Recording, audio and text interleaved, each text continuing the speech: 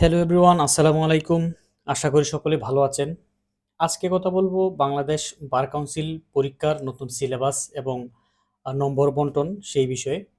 আপনার যদি preliminary, written এবং ভাইভা পরীক্ষার মান বন্টন, প্রশ্নের সংখ্যা এবং নম্বর এই সমস্ত বিষয়ে যদি একটা পরিপূর্ণ ধারণা না থাকে, তাহলে আসলে আপনি গুছিয়ে প্রিপারেশন বা পরীক্ষার প্রস্তুতি নিতে পারবেন না।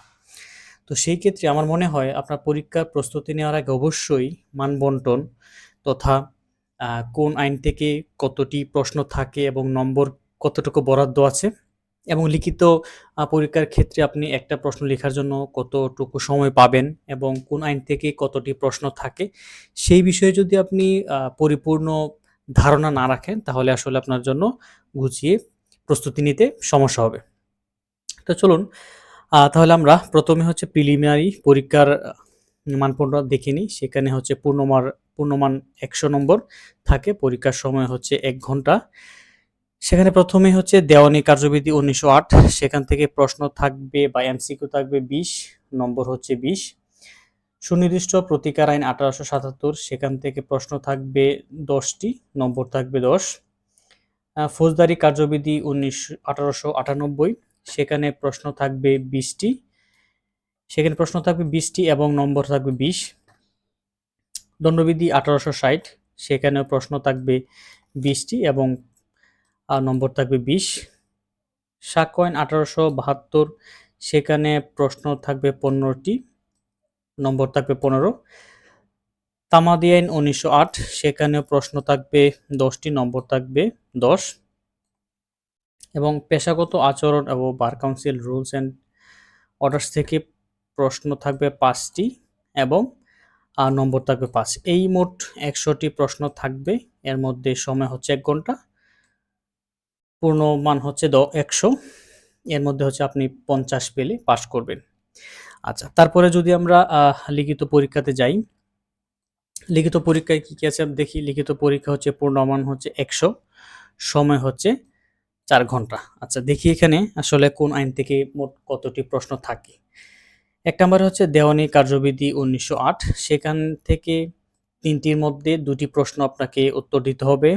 প্রশ্ন নম্বর থাকবে ২টি। এখানে সুনির্দিষ্ট প্রতীক আইন থেকে থাকবে ১টি, অর্থাৎ সিপিসি থাকবে।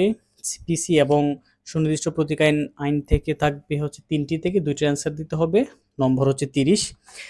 তারপরে হচ্ছে ফৌজদারি কার্যবিধি ১৮৯৮, সেখানে ২টি থেকে ১টি অ্যান্সার করতে হবে, নম্বর থাকবে ১৫। তেমনি দণ্ডবিধি ১৮৬০, সেখানে ২টির মধ্য থেকে ১টি অ্যান্সার করতে হবে, নম্বর থাকবে ১৫। সাক্ষ্য আইন ১৮৭২, সেখানেও ২টির মধ্য থেকে ১টি অ্যান্সার করতে হবে, নম্বর থাকবে ১৫। তামাদি আইন ১৯০৮, সেখান থেকেও ২টির মধ্য থেকে ১টি অ্যান্সার করতে হবে, নম্বর থাকবে ১৫। তারপরে হচ্ছে সর্বশেষ বার কাউন্সিল অর্ডার, সেখান থেকেও হচ্ছে ২টি থেকে ১টি প্রশ্ন অ্যান্সার করতে হবে, সেখানে থাকবে ১০। এখন এই সবগুলো প্রশ্ন, ৭টা প্রশ্ন অ্যান্সার দিতে বরাদ্দ সময় হচ্ছে ৪ ঘন্টা, অর্থাৎ আপনি একটা প্রশ্ন লেখার জন্য সর্বোচ্চ ৩৪ মিনিট সময় পাবেন। আপনি যদি পরীক্ষার হলে ৩৪ মিনিটের চাইতে বেশি সময় নষ্ট করেন, তাহলে আপনি সঠিক সময়ে বা নির্ধারিত সময়ের মধ্যে আপনি সবগুলো প্রশ্নের উত্তর লিখে শেষ করতে পারবেন না। তো বলা হয়ে থাকে যে লিখিত পরীক্ষায় অবশ্যই সবগুলো প্রশ্ন সময়ের মধ্যে লিখে অ্যান্সার করে আসাটা আসলে বুদ্ধিমানের কাজ। তো এইজন্য আপনাকে অবশ্যই একটা প্রশ্ন ৩৪ মিনিটের মধ্যেই শেষ করতে হবে। সেই বিষয়ে সতর্ক থাকতে হবে। আচ্ছা, তারপরে যদি আসি ভাইবা পরীক্ষার নম্বর থাকে ২৫ এ হচ্ছে ৫ নম্বর থাকে। তো ভাইবা নিয়ে আসলে খুব একটা সমস্যা হয় না। মেইন হচ্ছে লিখিত পরীক্ষা এবং প্রিলিমিনারি পরীক্ষায় আপনার হচ্ছে যদি ভালো একটা প্রিপারেশন থাকে, তাহলে ভাইবা পরীক্ষার জন্য এটা অনেকাংশেই হেল্প করে। তো এই ছিল মোটামুটি বাংলাদেশ বার কাউন্সিলের পরীক্ষার নতুন সিলেবাসের নম্বর বন্টন, প্রিলিমিনারি এবং লিখিত পরীক্ষা। তো আজ এই পর্যন্তই।